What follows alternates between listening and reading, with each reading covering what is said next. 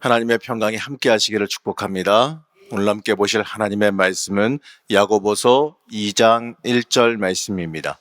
내 형제들아, 영광의 주 곧 우리 주 예수 그리스도에 대한 믿음을 너희가 가졌으니 사람을 차별하여 대하지 말라. 아멘. 할렐루야. 오늘도 하나님의 사랑과 은혜가 함께 하시기를 축복합니다. 내일부터 날씨가 갑자기 많이 추워진다 그러니까요. 특별히 건강들 유의해 주시기를 부탁드리겠습니다. 야고보서는 행함을 강조하죠. 하지만 단순히 이 믿음보다 행함을 강조한다 이렇게만 생각해서는 안 됩니다. 행함보다는 오히려 참된 믿음이 무엇인지, 이 믿음의 열매가 무엇인지를 우리에게 알려주고 있는 겁니다. 야고보서는요, 참된 믿음을 가지고 있다면 그 믿음이 삶에서 어떻게 드러나야 하는지를 우리에게 명확하게 알려주고 있는 겁니다. 야고보가 말하는 올바른 믿음은 행함으로 나타나는 믿음이에요. 이 야고보에 의해서 보게 되면 이 말로만 하는 믿음, 이 말로만 하는 믿음은 잘못된 믿음입니다. 이 믿음이 잘못된 것이 아니라 믿고 믿음을 온전하게 만들지 못하는 게 문제라는 거예요. 믿었으면 어떻습니까? 믿었으면 그 믿음대로 행하며 살아가는 게 이게 온전한 믿음 아니겠습니까? 자, 그렇다면 우리는 우리의 믿음을 어떻게 나타내야 할까요? 먼저 야고보는 이렇게 말합니다. 그 구체적인 방법으로 사람을 외모로 취하지 말라 이렇게 말합니다. 이 성도 상호 간에 외모로 취하지 말라라는 거예요. 자, 이 외모로 취한다라고 하는 건 사람의 외적인 상태나 사람의 그 지위, 세상적인 높음이나 낮음 이런 걸 보고 판단하지 말라는 뜻입니다. 맞습니다. 그 사람의 본질에 대해서 공의롭게 판단하지 아니하고 신분이나 지위에 따라서 차별해서는 안 된다는 거죠. 야고보는 구체적으로 회당 안에서 이 빈부를 따라 사람을 차별하지 말라 이렇게 말합니다. 자, 2절에서 4절 말씀 우리 같이 함께 보시겠습니다. 만일 너희 회당에 금가락지를 끼고 아름다운 옷을 입은 사람이 들어오고 또 남루한 옷을 입은 가난한 사람이 들어올 때에 너희가 아름다운 옷을 입은 자를 눈여겨보고 말하되 여기 좋은 자리에 앉으소서 하고 또 가난한 자에게 말하되 너는 거기 서 있든지 내 발등상 아래 앉으라 하면 너희끼리 서로 차별하며 악한 생각으로 판단하는 자가 되는 것이 아니냐. 만일 교회에서 부자는 환영해서 더 좋은 자리에 구별해서 앉게 하고 이 가난한 사람을 멸시해서 구석에 서 있게 한다든지 아무데나 앉으라라고 홀대한다면 어떻게 하시겠습니까? 대부분 이런 말씀 드리면 말도 안 된다고 세상에 그런 교회가 어디 있냐고들 말씀하실 거예요. 맞아요. 이 세상은 그럴지라도 이 교회는 절대로 그래서는 안 되죠. 이 교회가 존재하는 이유는 세상과 엄연히 다릅니다.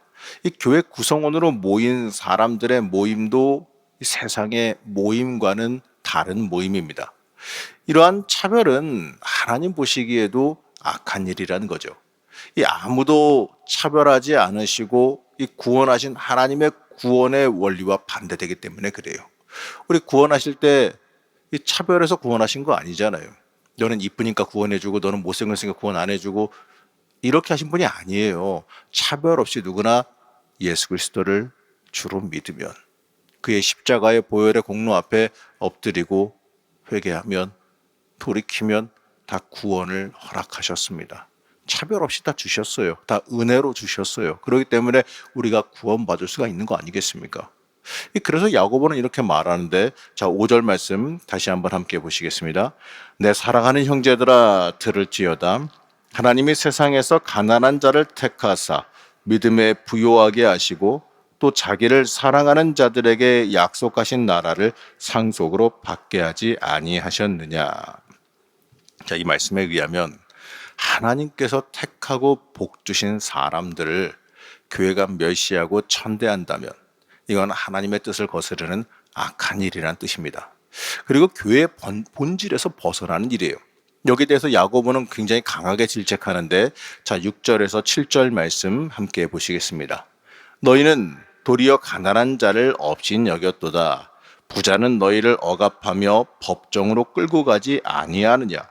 그들은 너희에게 대하여 일컫는 바 그 아름다운 이름을 비방하지 아니하였느냐. 자, 여기서 가리키는 부자는 교회 안에 들어와 있는 사람을 말하는 건 아니고요. 이 세상에 있는 부자들을 뜻해요. 이 당시에 그 초대교회가 있던 세상에서는 이 부자들에 의해서 가난한 사람들이 좀 억압당하는 세상이었습니다. 이 교회 대부분의 성도들은 그 부자나 부유한 사람들보다는 이 가난했던 사람들, 낮은 지위에 있던 사람들이 대부분이었던 것을 비추어 보게 되면 이 교회가 부자를 우대한다는 것은 나를 압제하고 괴롭히는 사람을 특별히 더 우대한다는 것과 똑같거든요. 이 세상이 그렇게 행하는 것도 참으로 악하다, 미련하다 할 텐데 그걸 교회에서 그대로 행한다면 그것이 과연 교회의 모습이 맞느냐라고 하는 야곱의 질책입니다.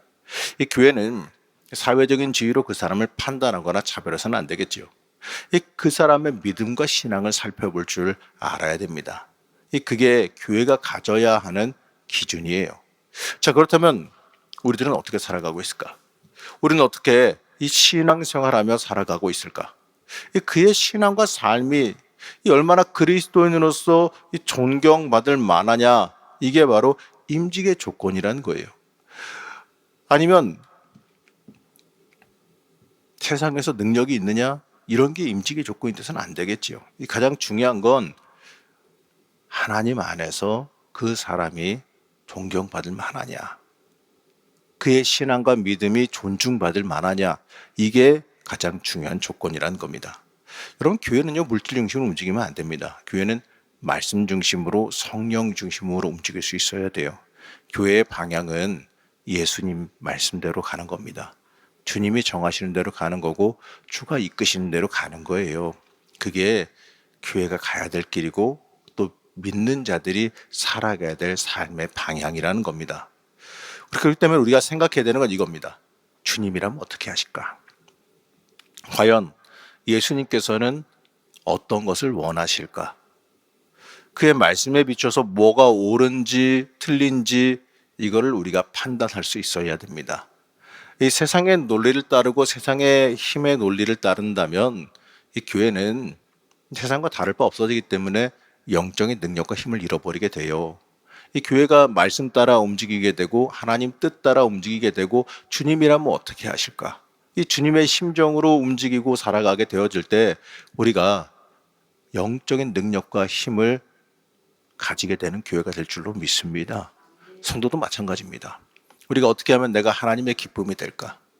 오늘 하루의 삶이 내가 어떻게 하면 하나님께 합당한 삶을 살까? 내가 어떻게 하면 조금이라도 예수님 닮아갈 수 있을까? 이러한 것을 삶의 순간순간 고민하며 살아가고 또 그러길 갈망하고 살아갈 때 우리의 인생 가운데 주님께서 주시는 영적인 능력, 바로 성령의 능력을 우리가 충만하게 가지고 살아갈 수 있게 되는 겁니다. 여러분 부디 축복하기는 오늘 하루도 성령 충만한 삶, 예수 닮아가는 삶을 살아가시길 축복합니다. 혹시 우리의 모습이 오늘 말씀에 비춰볼 때 야고보가 책망하던 말만 앞서는 이 초대교회의 모습, 이 모습과 비슷하진 않은지 한번 돌이켜보시기 바랍니다. 우리 사랑하는 성도 여러분, 하나님은 우리에게 복음 순종하며 복음 따라 살라고 말씀하십니다. 부디 우리의 인생 살아가면서 내가 복음 따라 살고 있는지, 내가 말씀 지켜 행하며 살아가고 있는지, 내가 과연 그 성령의 능력을, 성령님의 능력을 막지 않고 내 몸 안에, 내 인생 가운데 흐르게 만들고 있는지 한번 살펴보시기 바랍니다. 여러분 성령 받기 원하시죠? 이미 여러분 가운데 성령님께서 와 계세요. 이미 내주하고 계시고 능력을 주고 계십니다. 근데 중요한 건 뭐냐? 내가 그 성령의 능력이 흐르는 걸 막고 있다는 거예요. 내 인생 가운데, 내 삶 가운데 성령의 역사가 흐르는 것을 내가 막고 있어요. 바로 내 욕심, 내 생각, 인간적인 내 자아가 막고 있다는 거예요.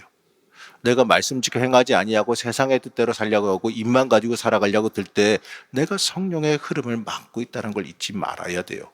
내가 말씀대로 행하려 할 때, 물론 부족하죠. 능력이 없죠. 그러나 하려고 할 때 그때 성령의 역사가 내 안에 흘러가면서 모든 걸 이루어지게 만들어 주세요. 성령의 능력은 이미 여러분에게 와 있습니다. 이미 주셨어요. 여러분, 그렇기 때문에 우리가 그 성령의 능력이 내 인생 가운데 흐르게 만드는 삶을 살아가시길 축복합니다. 오늘도 여러분 기도하시면서 성령의 역사가 내 안에 일어나기를, 내 안에 흘러가기를 놓고 기도하십시오. 그럴 때 틀림없이 오늘 하루 성령 충만한 삶, 믿음의 열매가 맺어지는 삶을 살 줄로 믿습니다.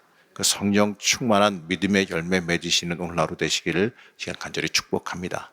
잠시 기도하겠습니다. 우리를 사랑하신 하나님, 우리의 삶이 하나님의 사랑을 참되게 보이며 살아가는 삶, 이 성령님의 능력이 우리의 삶 가운데 흘러가는 삶이 되기를 원합니다. 하나님, 우리를 강하게 붙잡아 주셔서 이 세상의 눈으로 살아가는 게 아니라 성령 하나님의 기준으로 이 땅을 살아갈 수 있게 허락하여 주시옵소서.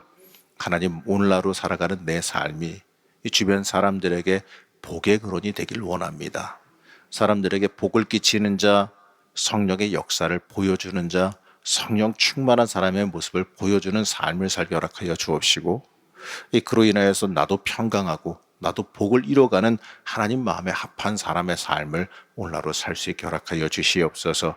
오늘도 기도하는 가운데에 성령의 역사가 있기를 바라고, 또 오늘 하루에 성령의 열매를 맺으며 살아가는 삶이 되기를 원하며 거룩하고 존귀하신 예수님의 이름으로 기도하였습니다. 아멘.